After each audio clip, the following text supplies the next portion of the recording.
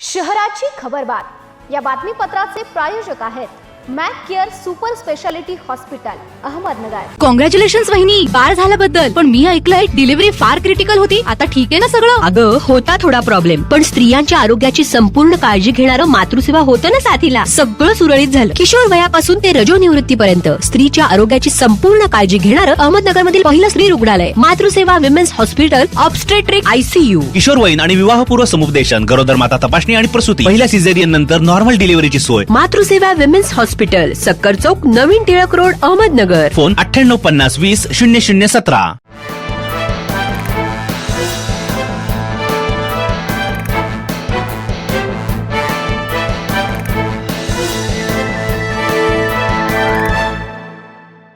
नमस्कार, मी साक्षी, न्यूज 24 सह्याद्रीमध्ये तुमचं स्वागत।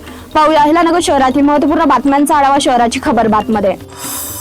देशभरातील नागरिकांची ऑनलाईन फसवणूक करून मिळवलेली रक्कम बँक खात्यामध्ये स्वीकारून ती तातडीने चेक व ATM द्वारे काढून घेणाऱ्या तथाकथित म्यूल अकाउंट धारक व्यक्तींविरोधात सायबर पोलीस ठाण्यात आणखी 2 स्वतंत्र गुन्हे दाखल करण्यात आले।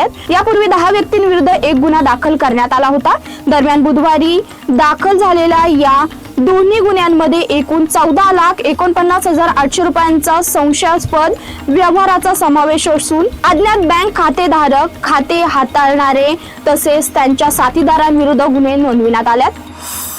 अहिल्यानगर शहराच्या आगामी विकासाच्या दिशादर्शक ठरणाऱ्या महापालिकेच्या नव्या विकास योजनाचा प्रारूप आराखडा गुरुवारी महासभेसमोर सादर करण्यात आला। शहराच्या वाढत्या लोकसंख्येचा, विस्ताराचा आणि भविष्यातील गरजांचा विचार करून तयार करण्यात आलेल्या या आराखड्यात कृषी व हरित पट्ट्याचे प्रमाण मोठ्या प्रमाणात कमी करत नागरी विकासासाठी तब्बल 89.32% क्षेत्र प्रस्तावित करण्यात आलाय। तसेच शहरातील विविध सार्वजनिक सुविधांसाठी एकूण 519 आरक्षणे प्रस्तावित करण्यात आली आहेत। त्यापैकी 492 जुनी आरक्षण कायम ठेवत 27 नवीन आरक्षणांचा समावेश करण्यात आला।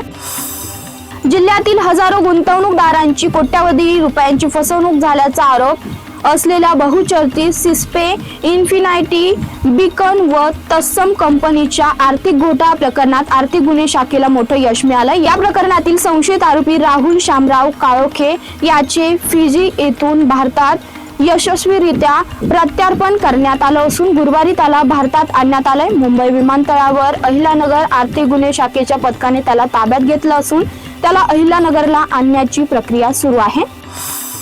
अहिल्यानगर जिल्हा मध्यवर्ती सहकारी बँकेच्या निवडणुकीसाठी अद्याप अधिकृत प्रारूप मतदार यादी जाहीर झाली नाही। मात्र त्यापूर्वी जिल्ह्यातील प्रमुख राजकीय नेत्यांनी एकमेकांच्या भेटीगाठीचा धडाका सुरू केला।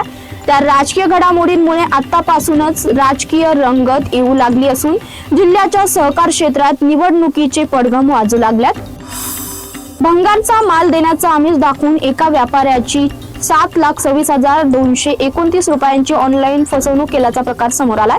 या प्रकरणी MIDC पोलीस ठाण्यात दोघांवर फसवणुकीचा गुन्हा दाखल करण्यात आला। नागापूर येथील रहिवासी आणि भंगार व्यावसायिक भाऊसाहेब रखमा गुंजाळ यांना आरोपी सुरेश जाधव आणि प्रसाद शंकर गांगुर्डे यांनी भंगार माल योग्य भावात देतो असं आमिष दाखवून दोघांनी संगमत करून गुंजाळ यांचा विश्वास संपादन केला। त्यानंतर आरोपी सुरेश जाधव यांनी प्रसाद गांगुर्डे याच्या बँक खात्यावर पैसे पाठवण्यास सांगितलं।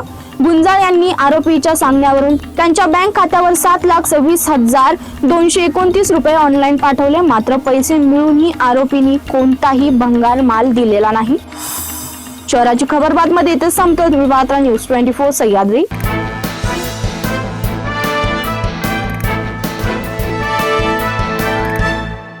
शहराची खबरबात या बातमीपत्राचे प्रायोजक होते Mac care super speciality hospital Ahmednagar.